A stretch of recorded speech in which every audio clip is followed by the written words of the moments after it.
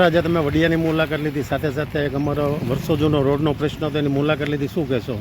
બિલકુલ, આજે હું વડિયા આવ્યો ને એટલા બધા ખાડા પડ્યા છે. રોડ ખાડામાં છે, ખાડામાં રોડ છે, ખબર નથી પડતી. અને આ 15 વર્ષથી આ રસ્તો બનતો નથી એવી ગ્રામજનોની માંગ હતી. આ વડિયાથી લઈ ધારીથી લઈને આ ગોંડલ રાજકોટ જતો રસ્તો છે. સેંકડો વાહનો આમાં ચાલે છે. ખેડૂતો જણસી વેચવા ગોંડલ માર્કેટયાર્ડમાં જાય, અહીંયાથી જાય છે. તમામ વાહનોને ખૂબ નુકસાન થઈ રહ્યું છે, લોકોને ખૂબ નુકસાન થઈ રહ્યું છે, લોકોની કમરોની તકલીફો વધી ગઈ છે. ત્યારે મેં આજે આ રોડ રસ્તાની મુલાકાત લીધી છે. ખરેખર માયકાંગલા નેતા કહેવાય ભાજપના, કે જે આ રસ્તા નથી બનાવી શકતા. હું માંગણી કરું છું કે આને 2 મહિનામાં બનાવવામાં આવે ને તો આમ આદમી પાર્ટી આ રસ્તાઓને લઈને અહીંયા વિરોધ કરશે. સાથે સાથે મારે અધિકારીઓને પણ કહેવાનું છે, ભાજપના નેતાઓને પણ કહેવાનું છે કે તમારી પણ ઘેરાબંધી કરીશું જો આ રસ્તાઓ નહીં થાય.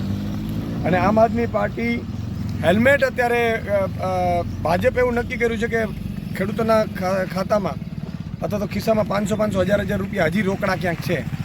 એટલે એણે હેલ્મેટમાં દંડ ફટકારવીને એમાંથી ખિસ્સામાંથી કાઢવાનું નક્કી કર્યું છે. રોડ રસ્તા આપવા નથી, ટોલ ઉઘરાવે છે, છતાંય રસ્તા સારા આપવા નથી. અને છતાંય તમારે હેલ્મેટના નામે લૂંટ ચલાવવી છે. તો અમે 1 સપ્તાહ હેલ્મેટનો ઉજવણી કરવાના છીએ. આમ આદમી પાર્ટીના દરેક જિલ્લામાં કાર્યકર્તાઓ, દરેક જિલ્લા, તાલુકા અને ગામડાઓમાં હેલ્મેટ પહેરી અને ખાડાની વચ્ચે ચાલી અને અમે માંગ કરીશું કે હેલ્મેટ અમે પહેલાં પછી કરીશું, પણ પહેલાં ખાડા અમને પુરાવી દો.